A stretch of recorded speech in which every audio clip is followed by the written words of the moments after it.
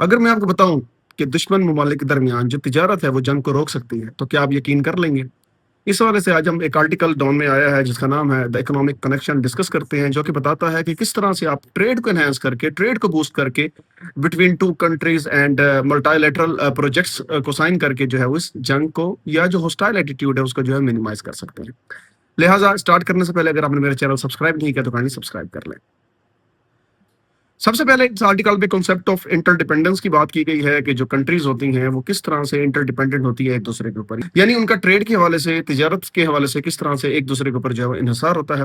کہ economic interdependence means countries rely on each other for trade, energy and resources which creates mutual benefit, یعنی جو mutual benefit دیکھا جائے دونوں countries کے حوالے سے اس میں جو ہے وہ ٹریڈ کرتی ہیں، خواہ وہ ٹریڈ انرجی سیکٹر میں ہو، خواہ وہ ٹریڈ جو ہے وہ ریسورسز کے حوالے سے ہو، خواہ وہ ٹریڈ جو ہے وہ ڈفرینٹ پروڈکٹس کے حوالے سے ہو۔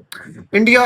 پاکستان ٹریڈ کی ریالٹی کی بات کی گئی ہے اس آرٹیکل میں کہ India and Pakistan already suffer losses due to lack of direct trade leading to higher cost and economic inefficiency. بالکل ایسے ہی ہے کہ پاکستان اور انڈیا کا جو ہے وہ کافی نقصان ہوا ہے ٹریڈ کے حوالے سے۔ ہمارے پاس جو ہے وہ 3000 کلومیٹر کا بارڈر ہے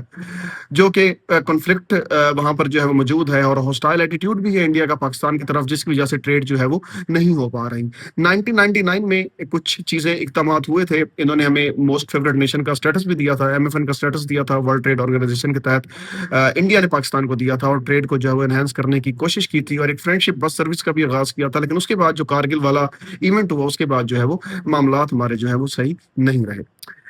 ہرمز، جو اسٹیٹ آف ہرمز ہے اس کے کرائسس کی بات کی گئی اس آرٹیکل میں۔ The state of Hormuz disruption showed how both countries depend on global energy routes causing oil price hikes and economic instability۔ بتایا گیا ہے کہ کس طرح اسٹیٹ آف ہرمز کے کلوز ہونے کی وجہ سے، کلوزر کی وجہ سے انڈیا اور پاکستان جو ہے وہ سفر کر رہا ہے، کیونکہ پاکستان اور انڈیا دونوں ہی جو ہے وہ اسی انرجی روٹ کے اوپر جو ہے وہ ریلائی کرتے ہیں۔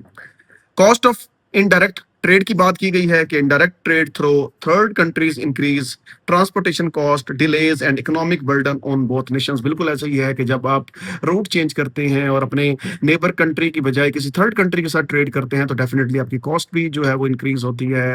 ٹائم بھی جو ہے وہ آپ کو زیادہ لگتا ہے، اور جو کیا کہتے ہیں ڈیمانڈ اینڈ سپلائی ہے وہ بھی جو ہے وہ کافی حد تک جو ہے افیکٹ ہوتی رہتی ہے، جس کی وجہ سے اکنامک انسٹیبلٹی جو ہے وہ آپ کی کنٹری میں رہ جاتی ہے۔ انرجی کوآپریشن اپرچونٹی کی بات کی گئی ہے کہ جناب سب پروجیکٹ لائک ٹاپی ہے جو ترکمانستان، افغانستان، پاکستان اور انڈیا کی پائپ لائن ہے، جبکہ ایران پاکستان پائپ لائن بھی ہے، can stabilise economies and provide affordable energy. اگر یہ دونوں ہی پروجیکٹ جو ہے وہ کمپلیٹ ہو جاتے ہیں تو کچھ نہ کچھ ہمارا انرجی سیکٹر جو ہے وہ اسٹیبلائز ہوگا۔ ٹریڈ ریڈیوس کنفلکٹ، بالکل ایسا ہی ہے، بات کی گئی ہے کہ جو ٹریڈ ہے اگر آپ ٹریڈ کی طرف فوکس کریں تو آپ کی کنفلکٹ جو ہے وہ مینیمائز کرتی ہے، اس لیے کہتے ہیں کہ great nations one without fighting, وہ اپنی اکانومی اور اپنی ٹریڈ کو جو ہے وہ انہینس کرتے ہیں۔ آپ دیکھ لیں، آپ پوری دنیا میں سپر پاور کے حوالے سے جو بات ہوتی ہے وہ ٹریڈ کی ہوتی ہے، جس کی جی ڈی پی زیادہ اچھی ہوگی وہی جو ہے وہ سپر پاور کہلائے گا۔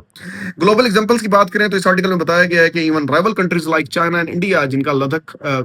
جو کیا کہتے ہیں لائن آف ایکچوئل کنٹرول ہے وہاں پر ایشو بھی رہا ہے، اس کے علاوہ جو ہے وہ ٹریڈ پالیسیز کو جو ہے انہوں نے اڈاپٹ کیا ہے اور پولیٹیکل ٹینشنز بھی رہی ہیں، لیکن اس کے باوجود جو ہے وہ لاسٹ ایئر جو ایس سی او کا 25واں اجلاس ہوا ہے اس میں کافی بائلیٹرل ایگریمنٹ ہوئے ہیں بٹوین چائنا اینڈ انڈیا کے درمیان۔ مزید اس آرٹیکل میں بات کی گئی ہے کہ جو انفراسٹرکچر بلڈ اپ ہوتا ہے ڈیفینیٹلی وہ ایک ٹائم ٹیکنگ پروسیس ہوتا ہے۔ یہ جو پروجیکٹس ہوتے ہیں، جو بڑے پروجیکٹس ہوتے ہیں لائک انرجی کی ہم نے ٹاپی کی بات کی یا ایران